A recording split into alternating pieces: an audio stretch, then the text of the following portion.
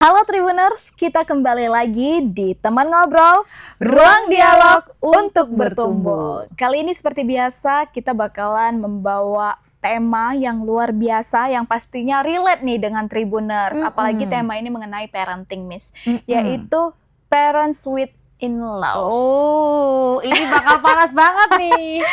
Karena kan masih banyak nih yang bakal kesel atau nggak nyaman ketika ada ipar-ipar atau ada mertua nih. Gimana nih parentingnya kira-kira seperti gini ya? Benar, dan ini kan masih sangat umum terjadi saat ini, Miss. Nah, kalau Miss sendiri melihat gaya parenting ini worth it nggak sih, Miss, kalau tetap diberlakukan di tahun 2026? Nanti kita bahas ya bareng-bareng ya. Makanya, nah waktu aku memilih, waktu Miss memilih tema ini, aku udah mikir nih, ini bakal panas nih. Karena pasti ada sebagian orang yang setuju, tapi ada beberapa yang nggak setuju. Jadi kita bahas dari sisi masing-masing ya, Joy. Jadi tergantung pada nanti teman-teman memilih untuk yes or no. Karena Joy, kita nggak bisa mensaklekkan ini boleh atau tidak. Sangat tergantung pada keadaan keluarga, Joy. Bagaimana kalau misalnya si pasangan kita itu hanya anak tunggal satu-satunya, misalnya gitu. Atau orang dan mertua kita atau orang tuanya itu memerlukan bantuan nih secara fisik, misalnya sudah jatuh sakit kah atau semuanya gitu. Jadi kan memang memerlukan orang lain untuk melihat, bukan mengasuh secara total ya, tapi at least kan sekarang ada namanya care ya, nanny care untuk orang tua. Tapi kan perlu ada seseorang yang melihat secara langsung, kira-kira seperti gitu. Nah tapi kita yang punya keluarga, kita merasa sudah punya keluarga sendiri, kok masih ada nih yang membantu atau masukkan atau barangkali gimana? Iya gitu. Bahkan teman-teman Tribuners dan Joy, saya baru menemukan ada teman saya yang satu rumahnya itu 3-4 keluarga di dalamnya. Tapi rumahnya gede, Joy. Gede banget. Kalau berarti untuk urusan luas tanah, luas nggak masalah. Gitu. Jadi kan pikirnya kalau misalnya kita satu rumah nih dengan mertua dan ipar, itu karena finansial belum tentu, Joy. Ini rumahnya gede, lokasinya di tempat yang bagus. Strategis. Yes, bagus banget. Itu mahal banget rumahnya. Tapi ada 3 atau 4 keluarga yang ada di dalam sana. Betul. Oke, nah menurut Joy ini berarti banyak faktor yang mempengaruhi hal tersebut. Untuk itu Tribuners, Joy mau memperkenalkan siapa nih yang pakai batik di samping Joy ini ya. Seperti biasa Tribuners, kita telah kedatangan Miss Ferawati Chandra BBA, Sarjana Ekonomi, Certified Hypnotherapist, Certified Trainer. Beliau merupakan edukator, founder of Boston Academy Indonesia, dan seorang certified hypnotherapist from AWGE. Halo Miss. Hai Joy, hai Tribuners. Tadi kita udah bahas sedikit mengenai relate gak sih sebenarnya parenting in-laws di tahun 2026. Dan tadi kita hold sedikit. Nah sekarang saatnya Miss. Relate gak sih? Relate gak gitu? Masih relate, tapi harus ada penyesuaiannya, Joy. Jadi ini berdasarkan pengalaman ya, Joy. Jadi saya lihat beberapa, kan kita sebagai menantunya ini ya, kita langsung idealis merasa nggak enak banget loh kalau dapat mertua yang begini. Atau kita masih tinggal sama mertua. Tentu saja ada batasannya, karena nggak nyaman kalau istilahnya kerajaan kecil kita, family kita itu kita nggak punya hak untuk punya desainnya sendiri. Namun ada bagusnya juga, Joy. Beberapa kasus saya lihat justru mertuanya yang sangat ngemongin keluarganya. Ngerti kan? Nah pada saat itu, pada saat mertua masih fresh, masih fit, tentu saja itu menjadi bantuan yang sangat bagus gitu. Hanya saja perlu ada rambu-rambu ting ya, Joy. Karena gini, bagaimanapun cara mertua mendidik anak dan cara kita mendidik anak itu berbeda. Cara mertua mendidik anak, nah lo itu yang kita suka dong. Ya, maksudnya itu kan hasilnya kan, suami kita kan tuh hasilnya kan gitu.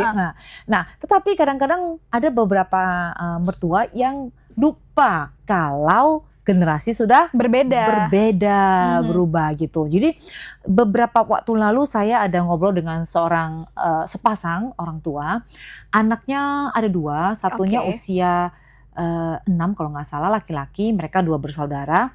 Nah, anak laki-lakinya pintar, Mhm. sangat akademik, tapi sangat kesulitan dalam membaca. Oh, membaca. Membaca dan menulis, hanya tok itu doang. Tapi secara akademik ngobrolnya, apa Oke. semua lancar-lancar saja. Terus kami ngobrol nih ke mama, mama boleh saya nggak Miss tahu, adakah sesuatu yang Miss hilang dari tumbuh kembangnya selama 5 tahun awal?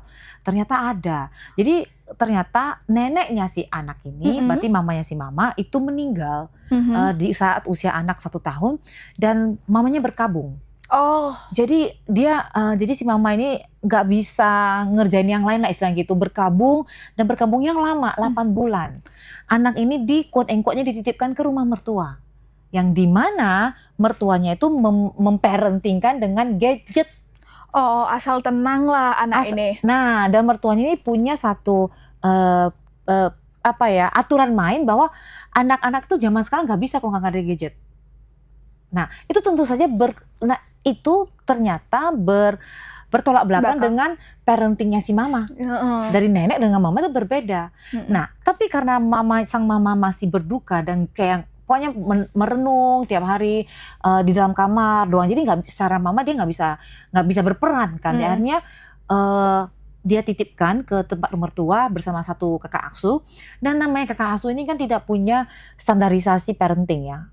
Oke, akhirnya ya sudah anak itu selama 8 bulan yang ngasuh itu adalah gadget. Nah, ketika anak yang lingkupnya dikembalikan, diambil lagi oleh mamanya gitu kan, anak ini ternyata mengalami speech delay. Nah, jadi memang ada satu masa yang hilang, ngerti kan? Dan akhirnya karena speech delay, akhirnya anak itu harus terapi dan semuanya. Dan di usia 6 itu anak ini gaya belajar membacanya, khusus membaca doang, membacanya itu seperti anak usia 4, padahal anaknya udah usia 6 gitu. Agak sedikit terlambat di membaca, tapi untuk perkembangan lainnya masih oke, masih bisa dikejar. Nah, hal-hal seperti gini sebaiknya kan dibicarain dari awal. Tapi saya mengerti pada semasa itu mamanya lagi berduka, kan nggak bisa dong ngasih aturan-aturan yang seperti itu, ya kan gitu. Nah, jadi parenting with in-laws dengan ipar sebenarnya bukan hanya dengan mertua Joy, ternyata dengan ipar-ipar juga. Kadang-kadang kita masih satu rumah nih, bareng nih sama ipar karena belum menikah, karena ipar kayak gitu. Jadi misalnya nih kita ada peraturan di dalam keluarga, ada peraturan anak-anak itu sambil lagi makan, misalnya contohnya tidak boleh sambil lihat gadget. Tapi peraturan ini belum tentu bisa diindahkan oleh ipar. Ya kan? Atau orang lain lah. Orang anggota keluarga yang lainnya gitu. Sehingga anak akan mencontoh kan, si bibi aja atau si tante aja boleh. Ya itu misalnya mau Joy tanya. Kok saya nggak boleh gitu kan. Jadi itu butuh banget toleransi yang sangat tinggi dan kita ngobrol ke ipar kita gitu. Tapi benar-benar ini perlu diskusi banget Joy. Karena kenapa? Karena budayanya kita pasti berbeda dengan budayanya ipar kita. Ya yang nggak usah beda mama beda bapak lah ya. Yang sama mama sama bapak aja berbeda. Abang saya dalam parentingkan anak dengan saya mengasuh anak dengan papa mama kami sama aja berbeda. Apalagi ini sudah ipar-ipar gitu. Jadi kalau bagi saya ini saya ya Joy ya. Kalau saya terpaksa harus satu rumah dengan ipar atau mertua, saya akan minta satu lantai itu atau saya punya space yang itu menjadi kerajaan atau lokasinya saya aja, teritorinya saya aja. Termasuk itu harus ada satu dapur mini, satu ruang makan mini, nggak apa-apa, kecil nggak apa-apa Joy. Tapi itu adalah teritorinya kita gitu. Jadi ketika anak makan di ruang makan keluarga kita, di lantai itu ya itu peraturan kita.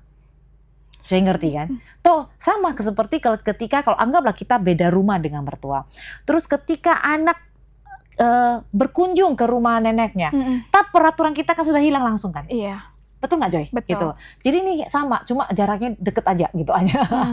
Jadi kalau boleh banget, misalnya rumahnya sebelah-sebelah ada pagar yang beda gitu, ada pagar. Tapi kalau misalnya satu rumah sekalipun, satu lantai itu atau satu space itu punya kita gitu, teritorinya kita. Dan itu benar ada. Saya punya satu kenalan yang di lantai 1 itu suaminya itu buka percetakan. Oke. Mertuanya tinggal di lantai 2. Dia bersama pasangannya tinggal di lantai 3. Di lantai 3 itu sedemikian rupa dia buat kamarnya. Setelah kamar nanti toilet kamar mandinya, terus dapur kecil, ada ruang piano kecil lagi. Space-nya ada. Jadi di sedemikian rupa dibuat dalam satu lantai itu. Memang kelihatannya kecil, tapi itulah teritorinya dia gitu. Jadi saya akhirnya tanpa sadar, walaupun nggak boleh ya, membandingkan dengan keluarga teman saya yang nggak punya teritori dalam satu rumah. Padahal kalau saya lihat luas tanah rumahnya itu besar.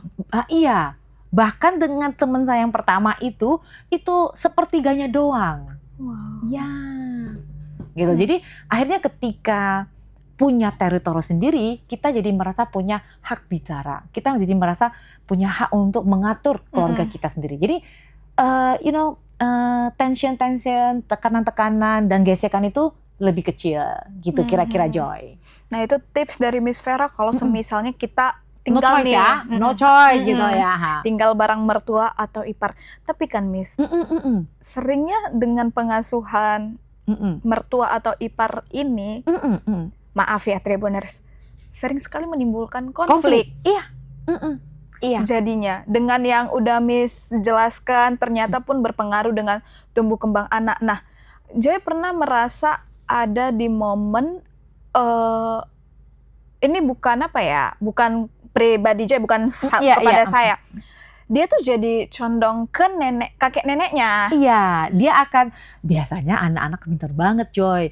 Dia akan mencari sekutunya, gitu kan.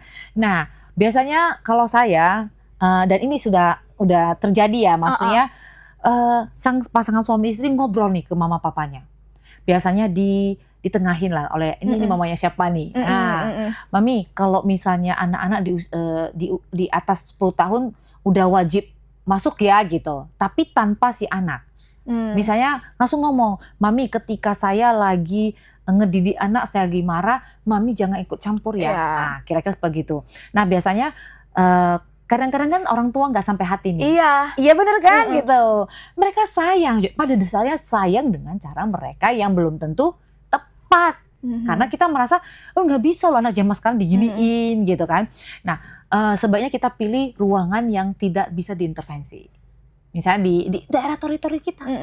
Kembali lagi kalau kita punya daerah teritori. That is why kalau orang yang tidak, makanya kalau zaman sekarang sampai dia masak atau misalnya masak mie instan, mereka beli kompor listrik di kamarnya. Ketimbang seperti itu buat aja space sedikit gitu. Walaupun se-corner 1x1 juga nggak apa-apa. Yang penting itu adalah dapur mini. Maka saya bilang dapur mini. Kalau diperbolehkan dapur besar ya itu lebih bagus. Tapi kalau tidak diperbolehkan dapur mini juga nggak apa-apa gitu. Jadi at least ketika kita marah anak, kita punya atau kita sedang mendidik, kita punya daerah teritori kita sendiri. Gitu. Kira-kira seperti itu Joy. Gitu. Oke Miss, itu kalau dari sisi tersebut. Nah gimana kalau dari sisi pasangan? Semisalnya nih kita udah sadar ini anak udah terlalu condong nih. Nah, dia cari sekutunya nih, cari teman, friend ya, ke kakek nenek atau ke bibinya gitu ya kan. Udah susah nih dibilangin. Terus kita diskusi sama pasangan. Gimana nih Dedi, anak si anak udah kayak gini, udah lebih condong ke kakek neneknya.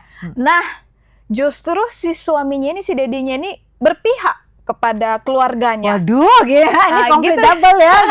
Gitu gimana, Miss? Oke. Biasanya saya menyarankan untuk nyari alternatif orang ketiga. Ngerti kan? Jadi gini, kadang-kadang kan dari awal kita sudah pernah ngobrol ya, parenting ini baik satu rumah maupun tidak satu rumah, sebenarnya kita wajib diskusi dulu. Tapi dalam seperjalanannya, kadang-kadang pasangan kita bisa berubah pikiran. Ya udahlah, dulu mamaku juga ngajarin aku seperti ini. Toh aku baik-baik saja. Ada yang seperti gitu kan kata-katanya gitu. Nah, kita boleh ingatkan kembali atau kita cari pihak yang lebih tengah netral untuk ngomong. Nah, oke. Nah, cobalah berbicara tanpa bermaksud menyudutkan parentingnya kakek nenek. Kenapa? Karena bagaimanapun kakek nenek berusaha sebenarnya yang terbaik. Yang belum tentu itu cocok. Kan masalahnya itu kan gitu. Jadi jangan serang ayahnya, maksudnya orang tua atau kakek nenek gitu. Jangan serang. Jadi kan pasangan kita jadi merasa, maksud kamu mama saya salah nih. Udah dibantu kamu malah nggak bersyukur. Kan ada yang katakan, bukan. Jadi kalau itu kan kelihatannya kita jadinya serang ke mamanya. Coba kita pilih kata-kata yang kita mau outputnya seperti ini loh. Kalau ini diterusan anak ini bakal seperti ini loh. Gitu, ngerti kan? Nah, sebelum kita ngomong diskusi ke big bossnya, lebih baik kita ngobrol dulu ke pasangan, dapat dukungan, baru bisa ngomong ke mertua atau ke ipar, kira-kira seperti gitu, Joy. Jadi untuk menghindari konflik-konflik yang tidak perlu. Nah, ketika baru mau mulai membicarakan pernikahan, memang kata-kata pertama adalah kita tanya, ini tinggal sama siapa? Itu dulu teman-teman. Kita tanya dulu, ini nanti kita setelah menikah, kita tinggal bareng mama papa atau kita mandiri nih. Oke, tapi walaupun begitu saya mengerti kadang-kadang kita ngomongnya, oh nanti kita tinggal mandiri nih, bla bla bla bla bla. Ada nggak orang yang setelah 20 tahun menikah tinggal mandiri setelah 20 tahun? Ada beberapa hal yang mewajibkan atau mengharuskan dia no choice untuk tinggal bareng mertua akhirnya. Ada, saya punya teman dan ini baru saja kejadian. Teman saya usianya sudah yang laki-laki, teman saya yang laki-laki usianya sudah 56. Ya benar. Ini istrinya sudah 50. Mertuanya ada 80 something sebenarnya. Nah, anak-anak udah dewasa, anak-anak udah 20-an, yang paling kecil aja udah SMA 2 gitu. Nah, di tahun ini karena satu hal dan hal yang lainnya, teman saya itu harus banyak kerjanya di luar kota. Tapi karena beberapa waktu lalu si istri baru mengalami tindakan yang nggak menyenangkan dari kriminal, waktu itu dijamret, jadi takut tinggal sendiri gitu, trauma. Akhirnya tinggal bersama mertua. Tapi let's say anak-anak kan sudah gede, Joy, pada saat itu. Anak-anak juga sudah punya pilihannya sendiri. Mertua kita waktu itu, mertuanya teman saya tuh udah 80 something dan juga nggak punya energi lagi. Jadi ya try to embrace it, maksudnya terima, acceptance gitu, bahwa ya sudah ini lagi keadaan seperti ini. Kalau tinggal sendiri saya merasa takut karena baru kemarin ada sampai viral. Viral. Nah, karena agak drama, jatuh dan kena kepala dan semuanya gitu kan. Jadi akhirnya ya itu udah pilihan kan, no choice. Dan kebetulan mertuanya memang tinggal sendirian. Jadi ya toh sudah menikah 20 tahunan dan kita sudah menikmati masa mandiri itu, ya sudahlah beberapa tahun ini coba kita nikmati bersama mertua. Yang kita usahakan aja, kita acceptance, try our best gitu. Jangan lupa untuk punya teritori sendiri, kira-kira gitu, Joy. Nah, menurut Zoe ini kali pertama ya Tribuners dia mendengar saran dari Miss Vera yang seperti ini. Karena kayak kami Miss yang Gen Z ini ada ketakutan, mungkin nggak hanya Gen Z, kayak Miss dulu ya. Dulu juga apa sih? Ketakutan untuk tinggal bersama mertua atau ipar. Menurut saya setiap orang Joy dan teman-teman Tribuners, jangan salah paham ya. Setiap orang itu punya batasan personal space. Nah, itu yang orang bakal konflik kalau tidak dijaga, istilahnya gitu kan. Nah, tapi kalau kita punya daerah teritori, personal space-nya kita nggak akan merasa tersudutkan. Tapi nggak ada salahnya kalau misalnya, memang Joy, memang paling nyaman itu kalau kita punya sendiri atau kita nyewa atau kita ngekos rumah tangga. Nggak apa-apa. Itu juga nggak apa-apa. Tapi kan ada beberapa kasus yang dimana nggak choice. Jadi ya sudahlah istilahnya gitu kan. Tapi kalau misalnya punya pilihan, apalagi kita sama-sama menghasilkan, sama-sama punya penghasilan sendiri, pekerjaan sendiri, dan memungkinkan untuk ngekos suami istri kan sekarang ada ya, ngekos pasutri kan, ngekos lah, nggak masalah.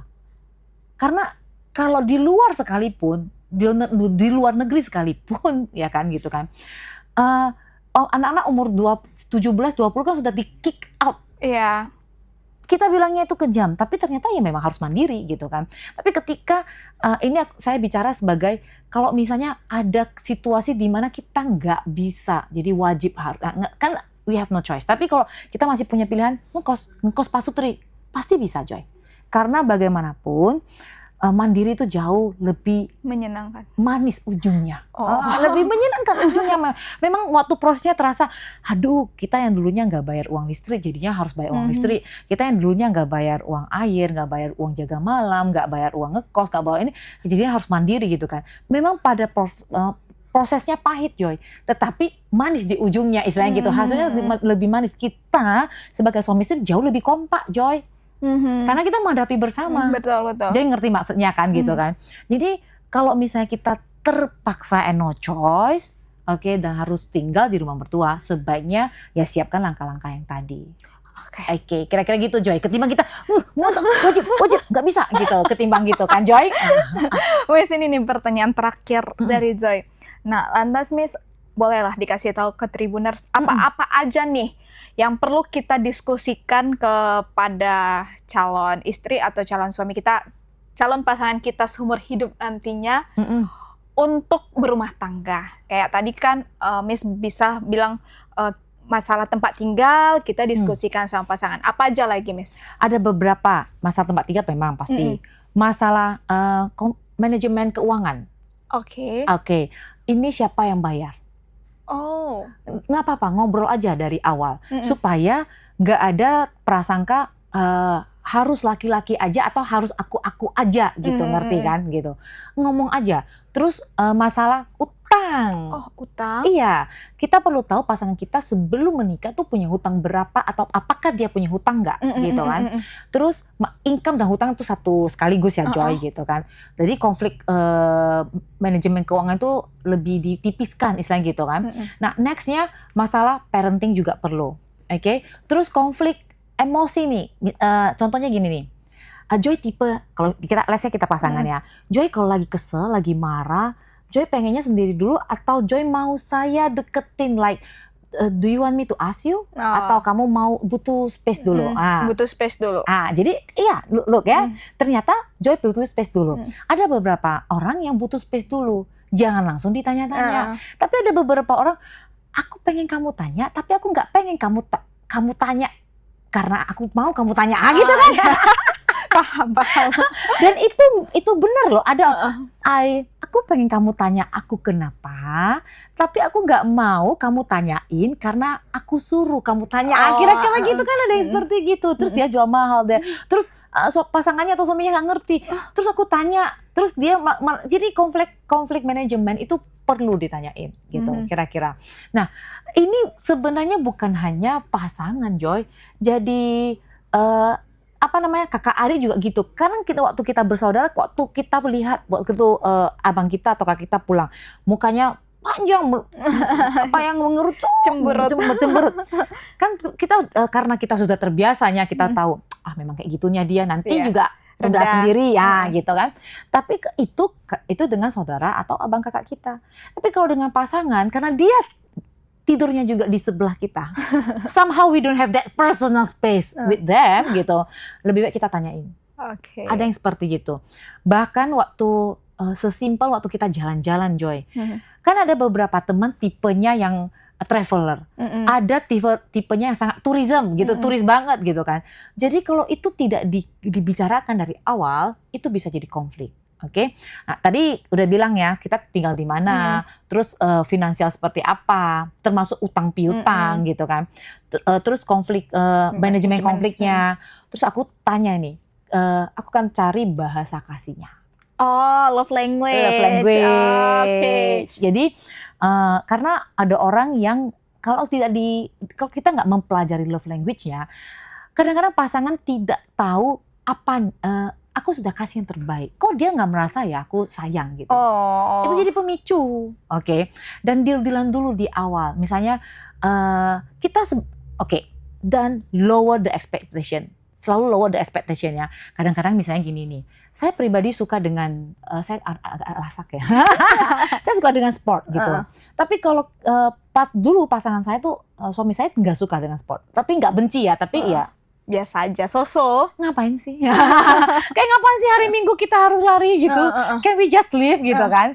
Nah, ketimbang kita berekspektasi dia bakal berubah, oke? Terus kita merepetkan, kamu ya bla bla bla bla bla bla. Itu capek nggak? Capek. Konflik nggak? Konflik. Lebih bagus kita cari cara untuk menginfluence. Bagaimana dia? Iya, kira-kira gitu. Dan beda orang beda, Joy. Beda orang beda stress release-nya. Oke? Seperti baru saja kemarin, saya punya klien, stress release dia itu painting. Berarti dia harus diam dan ngepaint kan? Oke. Tapi ada orang nggak yang stress release-nya karaoke, nyanyi? Ada kan?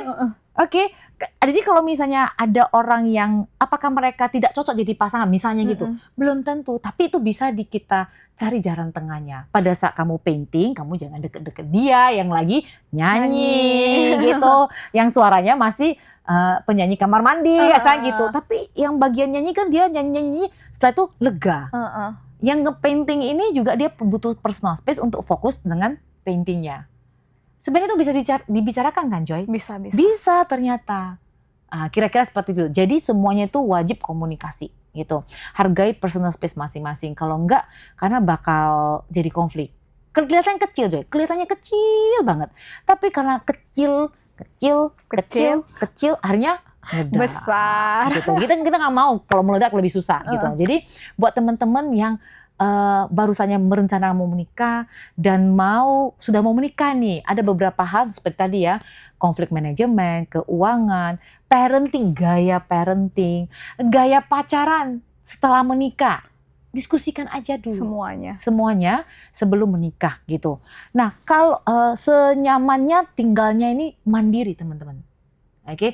Tapi kalau ada 1 dan 2 hal yang tidak bisa membuat kita jadi maksudnya nggak bisa tinggal sendiri, misalnya gitu, akhirnya terpaksa wajib untuk tinggal bersama mertua. Nah, kalau boleh punya personal space-nya, ada teritorinya. Dan kalau biasanya saya memberikan ide atau masukan, ada satu barang atau utilities yang kita ada perannya. Misalnya kita bayarin tiap bulannya itu uang listriknya. Jadi kita masih punya hak untuk bicara. Bicara. Oke. Kira-kira seperti gitu, Joy. Ada tanggung jawab yang kita berikan lah di situ. Betul, kira-kira gitu, Joy. Dan itu akan memberikan kita sebagai manusia punya harga diri, gitu. Kira-kira gitu. Jadi nggak quote-unquote-nya numpang. Numpang, yes, setuju. Kira-kira gitu, Joy.